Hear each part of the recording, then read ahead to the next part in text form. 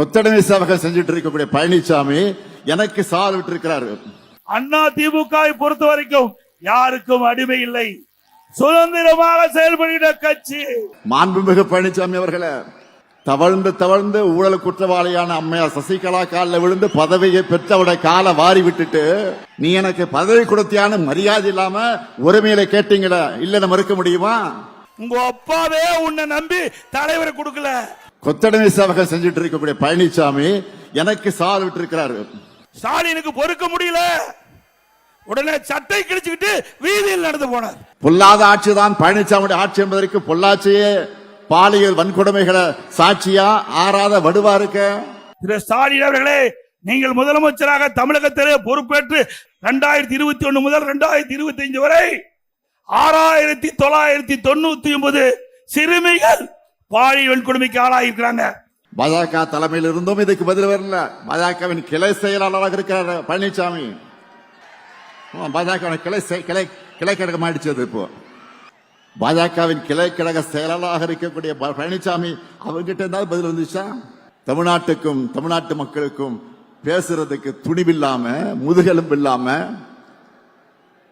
கொத்தடிமை சேவகர் செஞ்சுட்டு இருக்கக்கூடிய பழனிசாமி எனக்கு சால் விட்டு இருக்கிறாரு. அண்ணா திமுகவை பொறுத்த வரைக்கும் யாருக்கும் அடிமை இல்லை, சுதந்திரமாக செயல்படுகிற கட்சி, சொந்த காலில் நிற்கின்ற கட்சி. அண்ணா திமுக கட்சி உழைப்பாளில் நிறைந்த கட்சி, இளைஞர் பட்டாளங்கள் நிறைந்த கட்சி. பொன்மலை சம்பல் புரட்சி தலைவர் எம்ஜிஆர் தோற்றுவித்த இயக்கம், அம்மா கட்டி காத்த இயக்கம், ஏழைகளை ஏற்ற பெய்த இயக்கம் அண்ணா திமுக இயக்கம். அப்படிப்பட்ட இயக்கத்தை பார்த்து திரு ஸ்டாலின் அவர்கள் ஒரு அவதூறு பிரச்சாரத்தை பரப்பி வருகிறார். அண்ணா திமுகவை பொறுத்த வரைக்கும் யாருக்கும் அடிமை இல்லை, சுதந்திரமாக செயல்படுகிற கட்சி.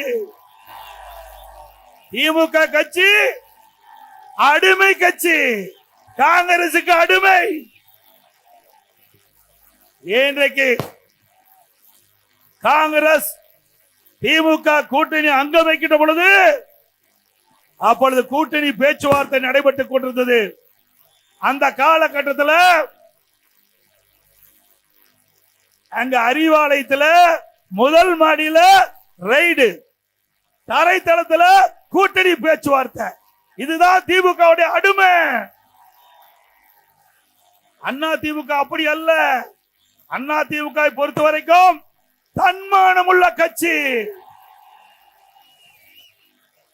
வீர மரபுகள் நிறைந்த கட்சி. ஆகவே ஸ்டாலின் அவர்களே, வேண்டுமென்று திட்டமிட்டு எவ்வளவு அவதூறு பிரச்சாரத்தை பரப்பினாலும் உங்களுடைய பிரச்சாரம் எடுபடாது என்பதை மட்டும் ஆணித்தரமாக நான் தெரிவித்துக் கொள்கின்றேன். உங்க அப்பாவே உன்னை நம்பி தலைவரை கொடுக்கல. இன்னைக்கும் ஒரு அரசியல்வாதி எப்படி இருக்கக்கூடாதுன்னு என்பதற்கு அடையாளமா சோசியல் மீடியாவில் வலம் வந்துட்டு இருக்கக்கூடிய அதற்கு சொந்தக்காரரான பழனிசாமி அவர்களே, மாண்புமிகு பழனிசாமி அவர்களே, தவழ்ந்து தவழ்ந்து ஊழல் குற்றவாளியான அம்மையார் சசிகலா காலில் விழுந்து பதவியை பெற்றவுடைய கால வாரி விட்டுட்டு நீ எனக்கு பதவி கொடுத்தியான மரியாதை இல்லாம உரிமையில கேட்டீங்கள, இல்ல மறுக்க முடியுமா? உங்க அப்பாவே உன்னை நம்பி தலைவரை கொடுக்கல. திரு ஸ்டாலின் அவர்களே, நீங்க உங்க அப்பா வழியில நீங்க முதலமைச்சர் ஆனீங்க. உங்க அப்பா திரு கருணாநிதி அவர்கள் திமுக தலைவர், திமுக முதலமைச்சராக இருந்தார் அந்த கட்சியில. பிறகு அதன் வழியில நீங்க எம்எல்ஏ ஆனீங்க. நான் அப்படி இல்லை. இங்கே எங்களுடைய தலைவருடைய பேச்சை கேட்டு உழைத்து படிப்படியா எங்களுடைய இந்த மக்கள் கழக நிர்வாகிகள் தொண்டர்கள் இந்த பதவி கொடுத்து உங்க முன் பேசுறேன். என்னுடைய பதவி உழைப்பால் பெற்ற பதவி. உங்களுடைய திரு ஸ்டாலினுடைய பதவி அப்பா திரு ஸ்டாலினுடைய அப்பாவால் அடையாளம் காட்டப்பட்ட பதவி, உழைப்பால் வந்த பதவி அல்ல. 1989 ஆண்டு அவரும் முத எம்எல்ஏ திரு ஸ்டாலின், நானும் சேவல் சின்னத்தில் வெற்றி பெற்று முதலாக எம்எல்ஏ வந்தேன். அதுக்கு பிறகு எந்த ஒரு அரசியல் பின்புலமும் இல்லாம மாண்பு அம்மாவுடைய அருள் ஆசி பெற்று பல முறை சட்டமன்ற உறுப்பினர், நாடாளுமன்ற உறுப்பினர், பிறகு அம்மா அமைச்சரவையிலே அமைச்சர், பிறகு உங்களால் முதலமைச்சர் என்ற பொறுப்பு கிடைச்சது. ஸ்டாலினுக்கு அப்படியே கிடைச்சது. கருணாநிதி அவர்கள் திமுகவுடைய தலைவர் உடல்நலம் பாதிக்கப்பட்டு வீட்டிலே இருந்தார். வெளியிலே வர முடியாத சூழ்நிலை கூட திரு ஸ்டாலினை நம்பி திமுக கட்சி பதவி கொடுக்கல. திமுக கட்சியுடைய தலைவர் பதவியை ஸ்டாலினுக்கு கொடுக்கல. ஏன்னா ஒரு பொம்மை ஆளு, திறமை இல்லாத ஆளு கொடுத்த என்ன பிரயோஜனம் என்று செயல் தலைவரை கொடுத்தார். உங்க அப்பாவே உன்னை நம்பி தலைவரை கொடுக்கல. திரு கருணாநிதி அவர்களே திரு ஸ்டாலினை நம்பி அவர் உயிரோடு இருக்கும் போது திமுக கட்சி தலைவர் பதவி கொடுக்கல. அப்படிப்பட்ட நபர் தான் இன்றைய முதலமைச்சர் ஸ்டாலின் அவர்கள் என்பதை மறந்துவிட்டு பேசிக் கொண்டிருக்கின்றார்.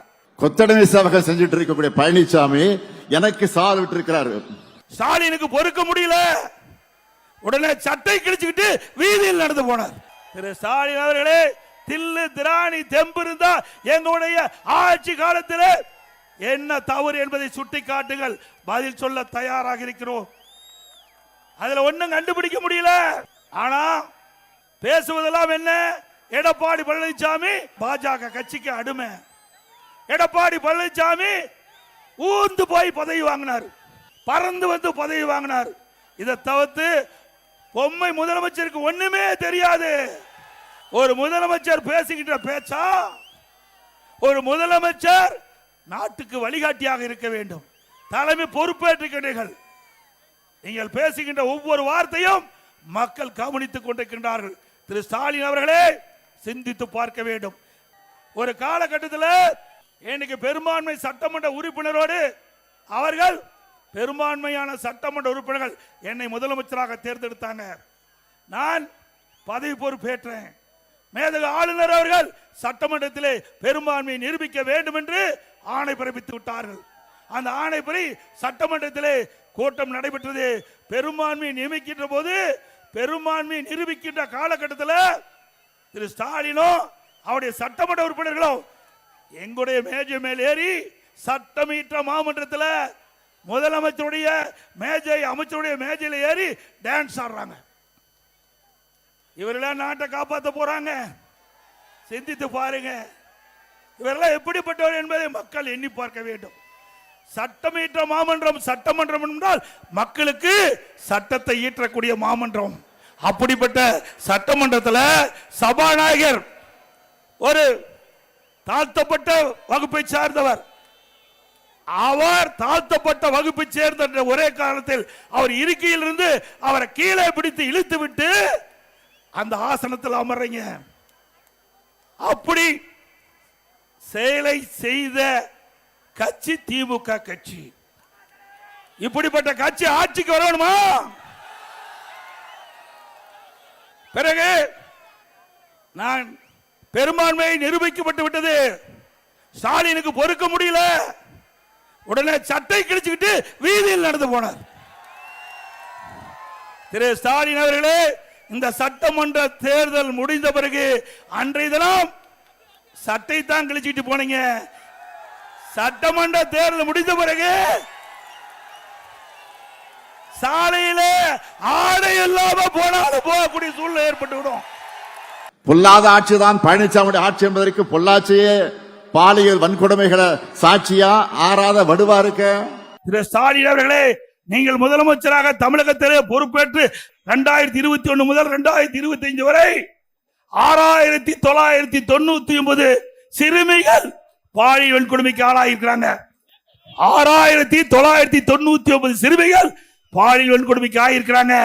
எப்பொழுது பார்த்தாலும் ஸ்டாலின் பேசுகிறார் அப்பா என்று சொன்னால் மகிழ்ச்சி என்று. ஆனால் இந்த 6999 சிறுமிகளும் அப்பா அப்பா என்று கதறுகிறது. உங்கள் காதில் விழவில்லையா? ஆக இந்த ஆட்சி ஒரு மோசமான ஆட்சி என்பதற்கு இதுவே ஒரு உதாரணம். அது மட்டுமல்ல, பெண்களுக்கு பாதுகாப்பு இல்ல, பாட்டிமார்களுக்கு கூட பாதுகாப்பு இல்ல. இப்படிப்பட்ட கேவலமான ஆட்சி தொடர வேண்டுமா? சிந்திச்சு பாருங்க. இன்றைக்கு இதை கட்டுப்படுத்தக்கூடியவர்கள் சட்ட ஒழுங்கு நிரந்தர டிஜிபி வேணும். சட்ட ஒழுங்கு நிரந்தர டிஜிபி இதுவரைக்கும் இந்த அரசாங்கம் நியமிக்க முடியல. ஒரு டிஜிபி ஓய்வு பெறுவது என்றால் அதற்கு 3 மாதத்துக்கு முன்பாகவே அரசு தகுதியான டிஜிபிகளை மத்தியில் யூபிஎஸ்சிக்கு அனுப்பி அதுல யூபிஎஸ்சி அதுல 3 பேர் தகுதியானவர்களை தேர்வு செய்து மாநில அரசுக்கு அனுப்பி அதில் 3 ஒருவரை தேர்ந்தெடுத்து சட்ட ஒழுங்கு நிரந்தர டிஜிபி நியமிப்பது முறை. இன்றைக்கு மத்திய அரசாங்கம் யூபிஎஸ்சி 3 பேரை தேர்வு செஞ்சு மாநில அரசுக்கு அனுப்பிச்சாச்சு. இதுவரை மாநில அரசு டிஜிபி நினைக்கிற நிரந்தர டிஜிபியை சட்ட ஒழுங்கு நிரந்தர டிஜிபி நியமிக்கல, நீதிமன்றம் வரைக்கும் போயிருக்குது. இப்படிப்பட்ட ஒரு கேவலமான ஆட்சி, திறமையற்ற முதலமைச்சர் நாட்டை ஆண்டு கொண்டிருக்கின்ற காரணத்தினால சட்ட ஒழுங்கு சந்தி சிரிக்குது.